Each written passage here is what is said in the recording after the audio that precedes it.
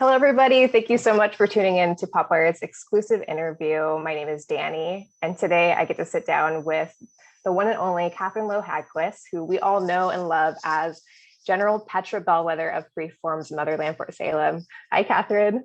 Hello, Danny. Thanks for having me. Yeah, no, thanks for taking the time to sit down with me today. I know that you have been really busy. You just finished up a project and filming. Actually, can you give us any insight into that project that you just finished? I can't. It's been strange. Usually I'm really excited to talk about what I'm working on, but right now I'm under NDAs for the last couple projects, so I can't actually disclose till they're ready to. But it's been fun. I did one independent feature and a couple of TV series. So oh my gosh, that is busy awesome. time. Yeah, that's really cool. Congrats. Thank you. So we have a lot to talk about with Motherland, but before we dive into that, not only do you have close to 140 professional acting credits, which is super impressive, by the way, but you are also the owner of two websites. There's bizbooks.net as well as thedramaclass.com. Could you tell us a little bit about both of those? Sure. Bizbooks.net is the evolution of a bricks and mortar bookstore that we started in 1996 in downtown Vancouver. And the focus was to specialize in providing information and resources to the film, television, and theater community. So everything from books on plays and playwriting to accent tapes to screenwriting software. We sort of covered the gamut in our in-person stores. And then we evolved to what we call our online and on-location format, which now is our web store that ships all over the world, and pop-up stores that we do in industry and educational events. So that's the bookstore side. And then in 2020, we acquired thedramaclass.com, which was the evolution of an actual small boutique acting studio in the community where I live. And with the indoor times, everything merged to the online model. And the founder of the school found that she really missed the in-person interaction and wasn't as keen on the web delivery. And I really loved the web delivery because I thought it expanded what we could offer in sort of short-term workshops and other skill development for actors to move from the exploration to the professional. So we do a lot of workshops on sort of related skills, tax prep for actors, media training for actors. We do things on screenwriting structure for actors, things that are not just the in-person crafts, but the things that will help them to expand their knowledge of the industry we're working. Wow, that's really neat. And are these courses, do they happen throughout the month? Like, how do people sign up for that? They can check out our schedule. What's lovely is that our schedule is always being refreshed because we work with industry professionals. So when there's a gap in somebody's shooting schedule, we'll try and nab them for a workshop and offer something that will work with their schedule. So we do try and offer sort of seasonal starts to our ongoing classes, but our workshops are always targets of opportunity, so we can bring the latest information from in the trenches to the folks who are wanting to join us. Yeah. So you actually have people from the field coming in to teach these courses. Absolutely. Everybody who works with us also has a thriving career with the craft that they are working in. So they're always bringing the latest knowledge and right from the workplace. So yeah, it's fun. That's really neat. I actually, next week, I'm going to start, I'm starting a position as a teaching assistant for an introduction to film class at one of the community colleges here in Sacramento. And I am definitely going to give both of these resources to the students because I think that it would definitely help them out. Thank you. Really grateful for that application. Really appreciate it. Yeah. And congratulations on your new position. That's awesome. Thank you. Thank you very much. Noble profession. So they're lucky to have you. Oh, thank you. Yeah, I'm just diving into it. Earlier this year, I was able to actually work on a film. I worked as second AC. Okay. And now the director of that film is a professor. And so they asked me to be a part of this class of theirs. So yeah, I'm really excited about it. It should be really fun. Awesome. Congratulations. Yeah, thank you. Okay. Are you ready to dive deep into Motherland? Okay, let's go. Okay. So I think the first thing I want to pick your brain on is Petra Bellweather's journey over the course of the last 3 seasons. She's gone through a pretty big transformation from season 1 all the way through season 3. In season 1, we're given the impression that Petra prioritizes being a soldier over pretty much everything else. And once she becomes general of the army, we also see that she operates under this very, I guess, strict code strict ethical codes, right? Mm-hmm. But once she becomes general, unfortunately, she's kind of like thrown into the trenches of the Great War, the onset of that war. And I feel like that line that she avoided crossing before that, she started to sort of tiptoe over it over the course of season 3, especially. So I was wondering why you think that might be. I think there isn't a separation between her devotion to the army that begins her journey with us. I actually think that's an extension of her commitment to her family. Okay. I think being descended from Jem, I think having Minerva as her mother, who we meet in season 2 and see again in season 3, I think we can see the foundations for her excelling in service, being her paying the highest tribute to her family's legacy and caretaking that legacy. So I think they're actually quite enmeshed. And I think that's also why that informs her mothering style and why she wants that greatness for her daughter. I think the line gets blurred when she starts to have to question for herself what she thought she knew about the army. And when she starts to see Alder, who would have been her hero since childhood, starting to bend the rules to suit the political needs of the moment from her perspective, I think that starts a chain of events for Petra where she starts to reconsider things. And I think it replaces her code, but I think it starts to inform it and starts to have her deciding how to do the next best thing, how to do the next right thing. But I think it shifts her off of what was just the way things are done into her evolution, taking her to a new place where the next best thing is meeting her. Yeah. Would you say that it kind of allows her to sort of step into a more gray area rather than operating in a sort of black and white way? I think it moves her into the shades of gray, but still from the perspective of what's the best thing I can do in this scenario. Because I think black and white doesn't leave, I mean, black and white assumes perfection of either side.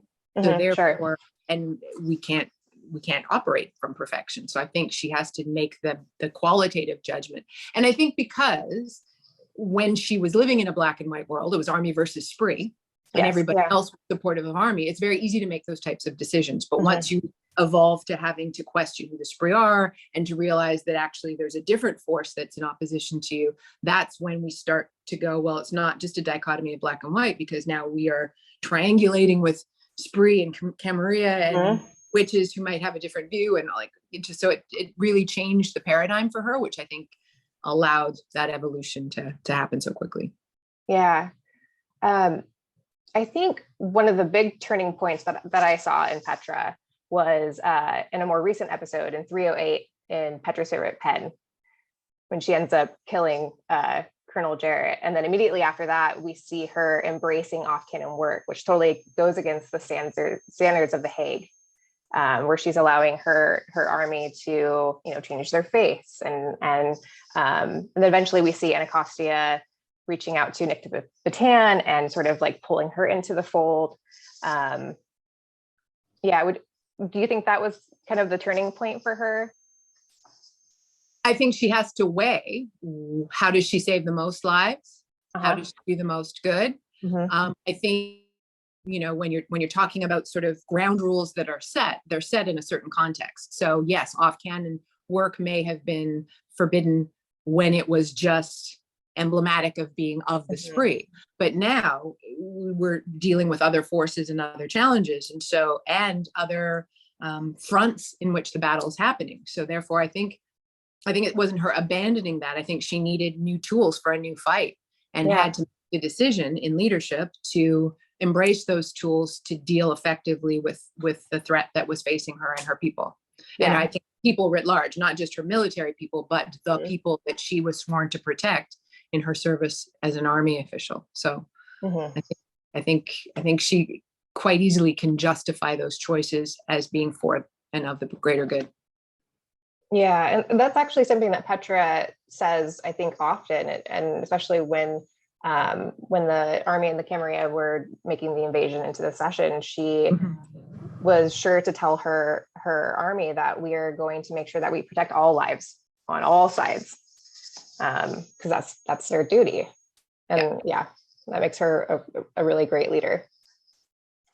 Yeah, I admire Petra. I admire the way she's written and crafted and allowed to evolve. I think so often, especially women in power, tend to be written quite two-dimensionally, and that they are only seen through the lens of their accomplishment and not through the challenges of trying to maintain all the plates spinning. You know, her mother, her daughter, you know, her relationships with friends, her complicated relationship with her hero, you know, and Alder, and so the fact that we see her having to navigate all of these fronts and not just have easy answers from the one that she's good at, I think is really an effective way the story was told. And I'm so grateful that the writers gave her so much texture in terms of her.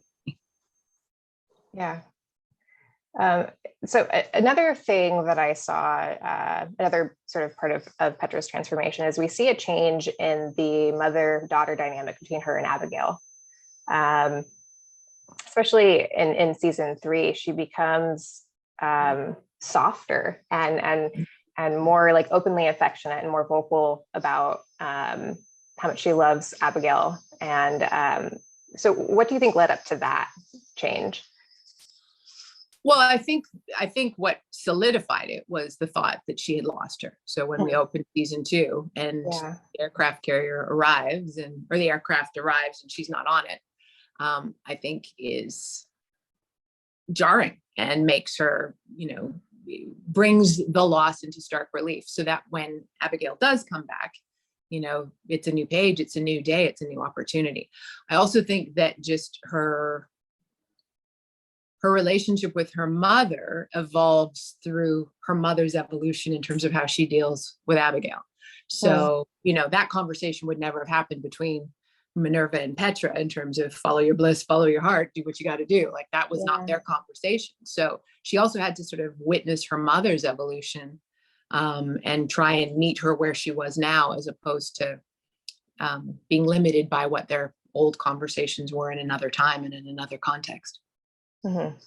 Which I think is really hard to do, right? Like, I mean, I think that's such a human element of like, wait a minute, who are you? Because that's not who I had as a kid. It's such a universal dynamic that I'm delighted that they showed that, because for some reason, we think that when people are done with their kids, they've stopped growing. And so this evolution of grandparents into a different kind of advice and wisdom and evolution is part of their journey, having continued after their on the ground responsibilities for their own kids are done. And so I thought it was just such a beautiful reflection that has happened so many times in the series about the different stages of womanhood, both in terms of the diversity that was reflected on screen, but also the people giving voice to where they're at in their journey at different points. And I thought that was just a lovely addition to the dynamic by bringing Minerva in. Yeah, it made the relationship feel even more authentic. Especially when you can see that in your own family dynamic. Yeah. But speaking of Abigail, I mean, sort of in parallel with Petra and her form of leadership, we also see Abigail kind of make a transition in her style of leadership. You know, up until I think season 3, Abigail was very much the leader that her mother raised her to be. And in season 3, we see Abigail kind of turning into her own kind of leader. And there's a couple instances in season 3 when Abigail goes against Petra's orders. One scene is when they're at the chemical plant, and her and the unit have been told to only go there for intel. And then Hearst shows up, things totally change, and Abigail's like, "Oh no, we're gonna do something about this." And then again later on, when the first fleet of army and Camarilla invade the session at the border, I think it's Anacostia and Adil and Abigail. And Abigail's like, we have to do something, because they had just killed the marshal. They had arrested the deputies that were with the marshal. And Abigail, or Anacostia, reminds Abigail, like, no, we are not supposed to intervene. And Abigail's like, I have to. This is what I have to do. And I'm wondering, if Petra had been present in both of those moments with Abigail, do you think she would have supported Abigail's decision to intervene? Not initially. No, Mm. I think, but I also think that she would have made the judgment call that she wasn't going to engage in yet another battle with her in that context at that time. But I definitely think she would have tried to dissuade her. But I also think that what's become an effective part of their communication is Abigail being able to share with her more clearly her thinking, her rationale, the thought behind that result. And so I think that Petra has created more space for the dialogue to get her on side that would not have been there in season one. She wouldn't have respected the perspective or the experience of Abigail to allow that decision to be taken. Whereas now I think she'd give it an audience. She would be against it initially, but could be convinced if the facts were supporting it. Yeah. And I guess this kind of goes back to the change in the mother-daughter dynamic between Petra and Abigail. But I'm just curious, with that change between the two characters, did you notice a change between your dynamic with Ashley behind the scenes? Oh, absolutely. Ashley started as a teenager. She's now a full-grown woman with a degree under her belt. I mean, she grew into the leadership role that being one of the stars of a show has on her, and that evolved over time. And when Petra is saying to Abigail that she's proud of her, that's very much in the voice of Kat saying to Ashley. I mean, she grew and she received information and she was collaborative and she just really, and which is not to say she wasn't before, but those things evolved. As her confidence and wisdom grew, she took advantage of those skills more and more effectively. And it was just really lovely to see. Yeah.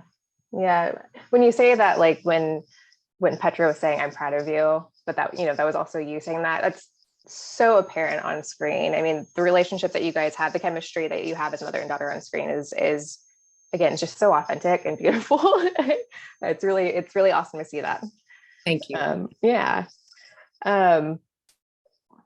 I guess another thing is Petra kind of takes on this sort of position as like a surrogate mother for Raelle and Tally. I think there was a little bit of a point of contention in the beginning when I don't know that Petra was super confident in the unit, and neither was Abigail, to be fair, But would you say that what happened in the Tarim started to change that for Petra and how she viewed Tally and Raelle? I think that even before that, I think initially when Abigail's complaining to Petra about not feeling that she's in the right place in terms of that unit, that I think Petra receives as a test to be overcome. It's like you make the best of this and you get these people on side. And I don't think it was from an appreciation of them, but as appreciation of the lessons that Abigail would get as a leader by learning how to deal with those types of personalities. I think she starts to sort of sway in terms of having an appreciation for them. I think about episode 5, because when Raelle confronts Petra at the Bellweather wedding, I think it's not lost on Petra what it would have taken for her to stand up in defense of her mother and her family and to confront someone as formidable as Petra. So I think there's the seeds of respect are planted there in terms of that aligning with her own sense of family and sense of honor. And I think that's where it's planted. I think absolutely, when we see that flourish when the two of them return, and it's not just about welcoming Abigail back, but also being grateful that Raelle's back as well. And as a soldier, she would have had no lack of awareness that the two of them survived together. And so she would be as grateful for Raelle's return in terms of what that meant for Abigail's survival as she would for just having this new affection for this this soldier who's come up with her daughter. Yeah. And just thinking back on that moment when Abigail and Rael return, and, first Petra hugs Abigail, and then Rael asks her something. I can't remember what it was. I think it may have been something about We see Tally. Yeah. Yeah. And then Petra immediately grabs onto her, and you see this look of surprise on Rael's face. And it was just, I don't know, it was so sweet to see that, because, she hasn't really been able to have that for a while since missing her own mother. So I guess it's just been great to see Petra sort of step in that way for Rael, especially. Yeah, I think both Rael and Tally grow on her, because I also think it echoes for her own journey. The witches she would have come up with, the bond that's created there, and so once that sisterhood seemed to be taking hold, I think the early soldier in her is reminded of what that's like and who those people are to her daughter. Yeah. So earlier, you were talking a bit about women empowerment in this show. And I think that is one of the most empowering things about this show, is the way that it represents women. And General Bellweather and Abigail, and just the Bellweather family as a whole, I think really serves as a symbol of women's empowerment throughout the Motherland series. And they serve this striking balance between, like you said, strength and power, and then motherhood and sisterhood, and even in partnerships. So my question is, why do you believe it is important to see the Bellweather family serve as this symbol of women empowerment on mainstream television when it comes to positive representation? For so many reasons. One, I think I alluded to earlier that they're written with texture and not as sort of token emblems of a specific place on the continuum of womanhood, so that they have complicated personal relationships, complicated work relationships, complicated friendship relationships, which I think women can relate to, because I think that is the experience. It's complicated. And so the fact that those things are allowed to evolve and be enhanced at their own pace. I think so often a lot of characters are written where if for one thing to win, everything else has to lose.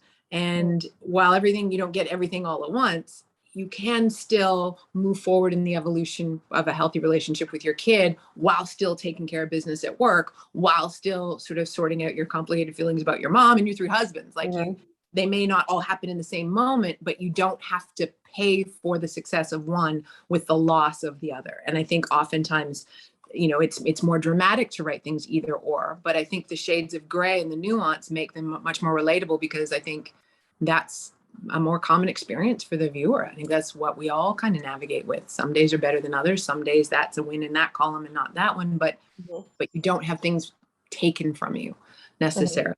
So I think that was part of it. I think the fact that the dynamics between the women are so intergenerational, I think is also really important, because I think so much of our media is siloed into, the parents come to visit and then they go away, and then the people at the work, like everything is so segmented. And I don't think we see images of women of different ages in the same space regularly together, or on the same task together. Or, I think the biddies were such an important part of the first two seasons in terms of that visual of women of different ages all sharing the same space and working with their varied talents towards common goals. I thought that was just so important, that this is a world where women aren't put out to pasture when they hit a certain age. And I think that increasingly that's a conversation that needs to continue to be had, because I think ageism is still one of the last accepted prejudices. And I think that robs us of so much richness and wisdom, that if we can create that respectful interaction, we benefit so much from. Yeah. I hope that answered your question. That was a whole lot of thoughts on your question. No, that was great. I agree with you. I think in many ways, instead of the women being written to be pitted against each other. Mhm. They all really do work together and uplift each other, and they share a voice, and they promote the power that can be in that, yeah, it's. And I have to say to that end that life often imitates art and vice versa. Like I've been on shows where characters are written that way, and that informs the dynamic between the actors as well. It seems so cliche to say, oh, we all loved each other. But what I love is that they've released packages of bloopers from the show where you can see that when something goes left, we all like are hugging each other or laughing or sharing in the joy of that moment. And that what we get to do is so meaningful to us, and that around each other, we are so connected. And I think that was one of the real gifts that I leave with, is just this new set of incredible women in my life here from here on in. So I think that's also really important, is that we can all work together and work with each other to move forward and sharing each other's successes and joys. Yeah. Yeah. And even in that, I mean, there is going to be conflict that arises. We see that happen with Alder and Petra. Mhm. And, even though they kind of butt heads, by season 3, we see this beautiful respect between them and this understanding. I forget what episode it was, but when Alder returns to Fort Salem and she has that crowd of cadets around her, and Petra approaches the crowd, and they make this eye contact, and it's just like, yeah, we're in this together. Like that's a beautiful thing too. And I don't know, I think it gives us permission to have those conflicts or those differing points of view, but at the end of the day, we can all work together for a common goal. Yeah. Well, and I think part of Petra's journey is to have a greater understanding about what Alder went through. I think when, she takes over in season 2, and they have that sort of final meeting in their office, and, and Petra's basically saying, you forgot yourself, welcome back. Alder's trying to give context for, like, you don't understand what I was up against.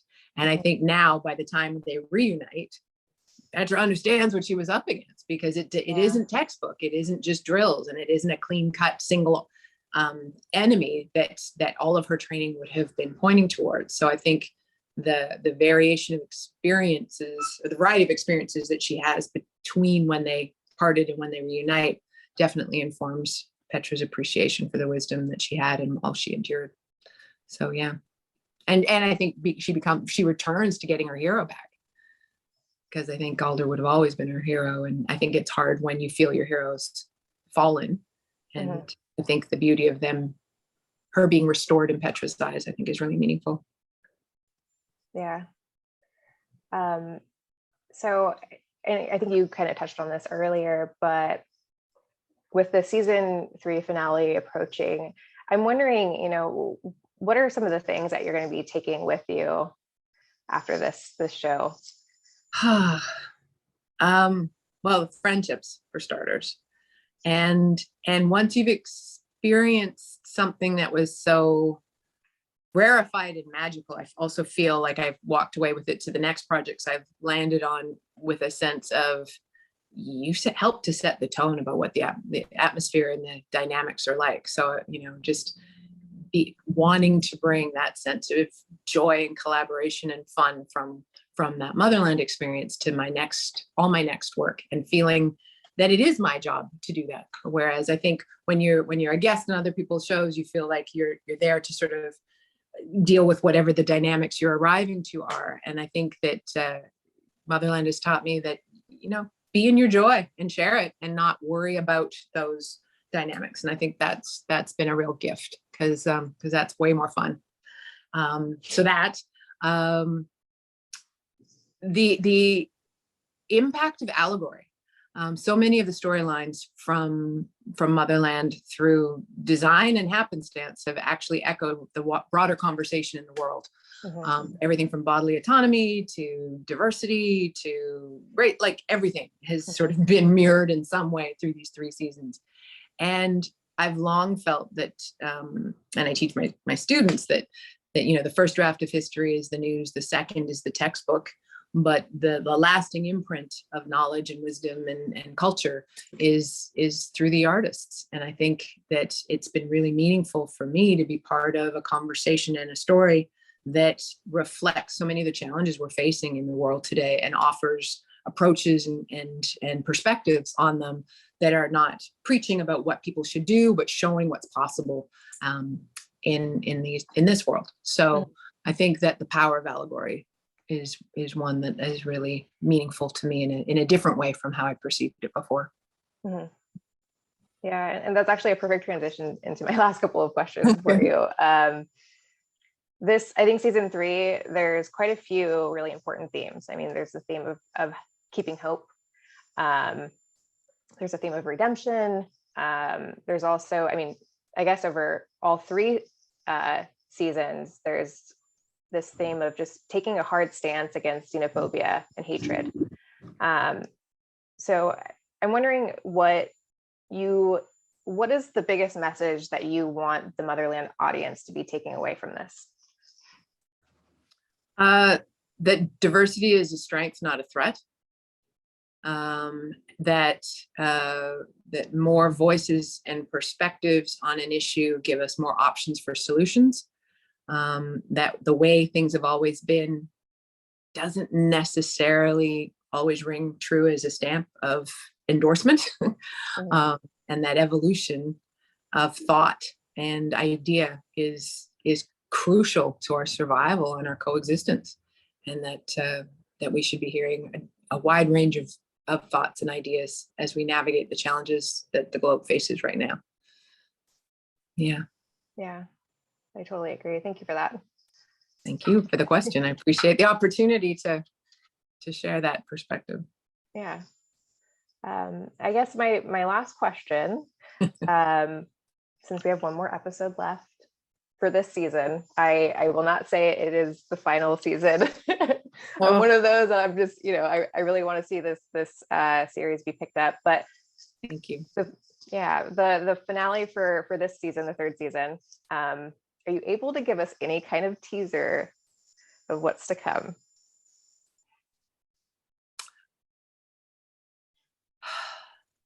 There's so much that happens.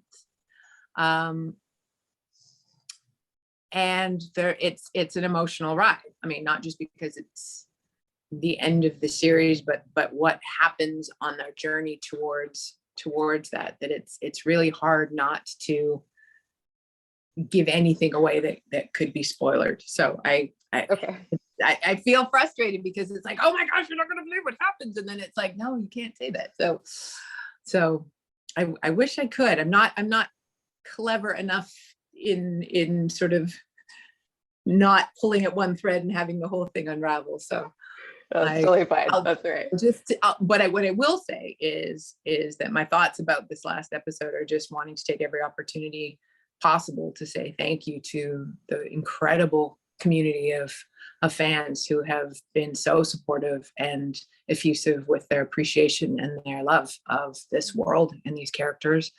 And that we are just so grateful that we got an opportunity to conclude the story as opposed to just disappearing into the ether. And I'm grateful to Freeform and Hulu for that. I mean, it's a business decision whether things continue, and I totally understand that, but it's also a choice whether or not we get to wrap it up or we're just not brought back. And so that we got to come back for the 3rd season to try and make an end for the fans is something I'm super grateful for, and recognize that we all hope that gives the fans some peace and also helps them to amplify it for others, because I think that the stories of this world of all 3 seasons are so important for people to continue to discover them. And so having an episode that ties it up will, I hope, make it interesting for people to embark on the journey who haven't experienced it yet.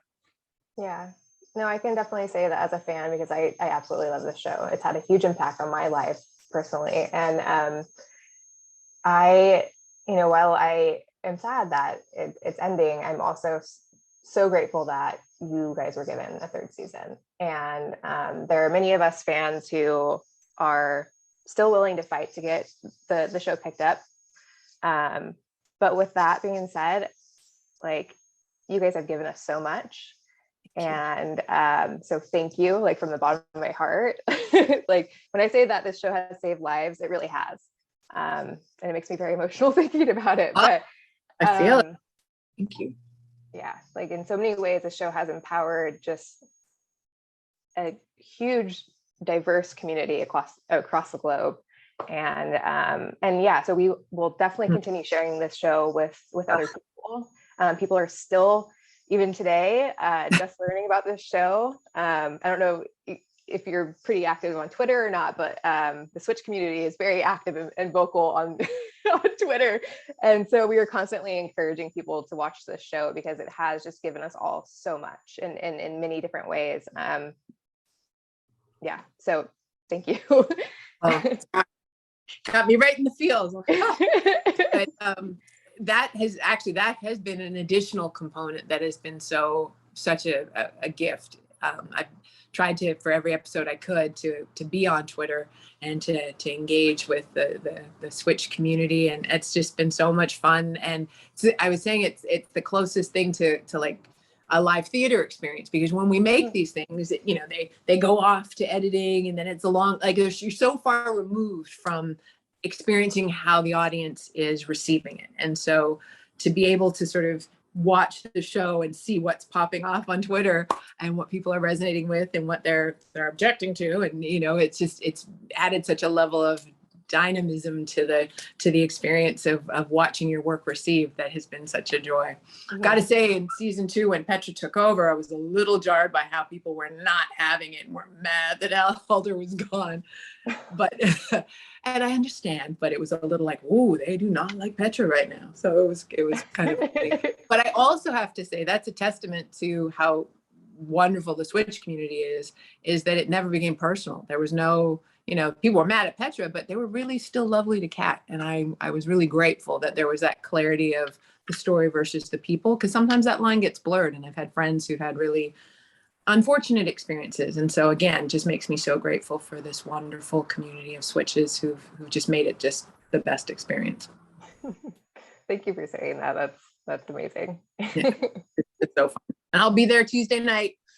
Okay, good. A glass of wine, watching, because it'll be weird. I did the last ADR voice supplementation that we do when in the post-production process, and walked out to my car, and my husband had driven me, and he was just like, what's going on? And I'm like, that's the last work I do for this. And I had a little cry in the car because it's just been so transformative. I think all of us leave this world better than we arrived, and I'm just so grateful for my growth as a person, not just the ability to have been able to share this show. Do you have a little bit of time to play the game, or? Yes, absolutely. Yeah. Okay. Awesome. So I know that it's already been over half an hour, so I don't want to take up too much of your time, but I love talking Motherland, so thank you for this conversation. Well, you're in very good company because I love talking about it too. Okay, so I put together kind of like a memory game. Okay. Where I'm going to give you some lines, and then you will respond with Petra's line. Oh, gosh. And it's all from the 3rd season. Okay. I'll give you context. I'll tell you like who's saying what, and then like where it's happening, what episode it is. Oh, like all of my like anxieties. Oh, sorry. It's coming up. Okay. We'll do the best we can. I may have to paraphrase, but I'll probably get the right vibe. Hopefully. Okay, awesome. All right, so this line comes from 301, Homo Cantus, and it happens in Petra's office. Petra is speaking with Anacostia. Petra says, "I miss her too. Does that surprise you?" And this is in reference to Alder. Anacostia says, "Not at all." And how does Petra respond? It's funny. I can see the scene playing in my head, and yet I can't grasp the line. But it's about that we may have done things differently. But oh my gosh, I can't. I'll give it to you. Petra says, it was time for her to move on, but not like But that. not like that. But not like that. Oh. See, you knew it. It was right there. I may need the old girls adjustment where you give me the first word of the line, and then I'll try and build it from there. But it's so funny because especially when you have a lot to remember, for me, I can get it in and I can, and then it just goes, and I have to keep it moving. So that may be just my memory, but okay, let's try another one. Okay, we'll try another. So from the same episode, 301, and this time it's at the Bellweather home. Okay. Abigail says to Petra, "I'm so tired, Mom." And Petra says, "I know." And basically tells her to rely on her unit, that they've got her. Yeah. Yep, that's basically it. "I know, but rely on your unit. They have your back." Yeah. Well done. Thank you. That was great. And real talk, that was the first scene of the first day of shooting for episode 3. So like in terms of scenes that are all the way back to the beginning, that was 6 o'clock in the morning on a Monday on the very first day of shooting season 3. So that's the Wayback Machine for memory. Right on. Well, you did well. And that scene, man, that was another really emotional scene between Petra and Abigail. Like, ooh, my eyes got so foggy. It was hard to do. Yeah. Okay, so the next line. So this is from 302. Episode is called "The Price of Work," and it's a conversation between Petra and Anacostia. This is again at the Bellweather home. Petra says to Anacostia, I'm not Alder. I don't want to change Wade's mind. I just want to know it." Anacostia says, "That is a slippery slope." Petra says, "It is, and I'm relying on you to let me know if I start to slide." Yep. Yeah. Right on. Yeah. Okay, next one. Circling back to that just for 1 second about the one from 301. Just because I think it's important to note, like it was the crack of dawn, first day of filming. Ashley wasn't on camera that day. She came in to be the other side of that scene so that I was speaking to her for that. So we film in 2 different locations because it's the location for her, and her side was done on a different day at a different time. But she could have not come in, and she chose to be up super early to be there so that we were seeing that scene together. And I think that's a testament to sort of what she brought to this relationship as well. She was there for me. I showed up the same way for her, but I was so grateful, and it just made it so much easier to sort of have that connection because I got to talk to her as opposed to someone else just delivering those lines to me. So I was very grateful. Oh, that's awesome. Mm-hmm. Okay, so I have 2 more for you. Okay. I'm redeeming my. Yeah. This one is from 306, the episode called Book Club, and it happens in Isadora's lab. Okay, wait. Sorry, hold on. So this is Petra to Anacostia. She says, I'll slow play the invasion to buy you time." And then she turns to Abigail. Abigail says, "What?" And Petra says, "Just a little motherly pride." Yep. Just a little motherly pride. Carry on, soldier. Carry on, soldier. I was focusing on the pride part, but yeah. Another one of those very tender moments between mother and daughter. Okay, so this last one is a bit of a challenge. Okay. I had to say it for the last. Okay. So this is from one of my favorite episodes, Petra's favorite pen. And this happens in Petra's office. And this is a conversation between her and Colonel Jarrett. And Colonel Jarrett says, there are 2 ways people who have their hands tied react. Some are willing to bite off their own thumbs just to be free. And then there are others who sit quietly, hands behind their backs, just waiting for someone to come along and undo the knot. Safe to say you wind up solidly in the latter category, yes? And Petra says, huh.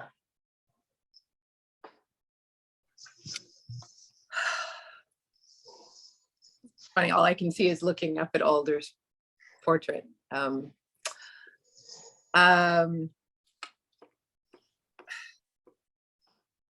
This was such an emotional scene to do. So I've lost it. I say, and it reminds me of the words I took in my oath to protect and defend against all threats, foreign and domestic. Safely to say, you wind up in the latter category too. So yeah, I butchered it, but it was one of my favorite days of filming. Yeah, no, I love that scene, and like I said before, I felt like that was a big turning point, I guess, or how you described it as sort of solidifying that transition in Petra. And you just mentioned looking up at Alder. I thought that was like a beautiful acknowledgement of the challenges that Alder had faced as general, and just now Petra's like true understanding of that, having to make those decisions. Yeah, that was an awesome scene. Thank you. And Aaron and I have been friends for years, so it was such a treat to get to do that scene with him and to get to share that very special moment in Petra's development with a friend who made it really fun to do. So yeah, and he did a great job too in that scene. Yeah. Oh my God, changing color and just the like he legit changed color. I mean, like really? They do document it, but like watching it, it was like, like, are you okay? It was, yeah. He just brought it every take, and it was just such a treat to get to work with him. Yeah, that's awesome. He was definitely one of those characters like Hearst and like Silver. It's like their acting is so good and they play that character so good. It's like you hate them, but you love them at the same time because they just do such a great job being that person. Victor Webster, like so much attention gets paid to the women on the show, and rightly so. But we got to have a shout out for those three, and Luke Rodriguez. They just brought so much to it all. And Victor and I worked together on Continuum, so it was so fun to get to work together again. And yeah, Bob is just an amazing talent and just so creepy, but so sweet. And so you just always sort of in the state of like, I'm not trying to react to you right now because you're really nice, but you're really scary. So it was just fun. It was just really fun. Yeah, he is the perfect villain. That is for sure. Well, that's all I have for you, Catherine. Again, thank you for your time. I think this was a really wonderful conversation. And again, thank you for bringing such a powerful force to this show and bringing to life Petra, because I think Petra is a very inspiring character for many women. And that is going to be a lasting impact for people. Thank you. That means a lot. And I'm very grateful that it's been impactful for you and that you are encouraging others to find our show, because it means a lot to all of us. Well, you're welcome.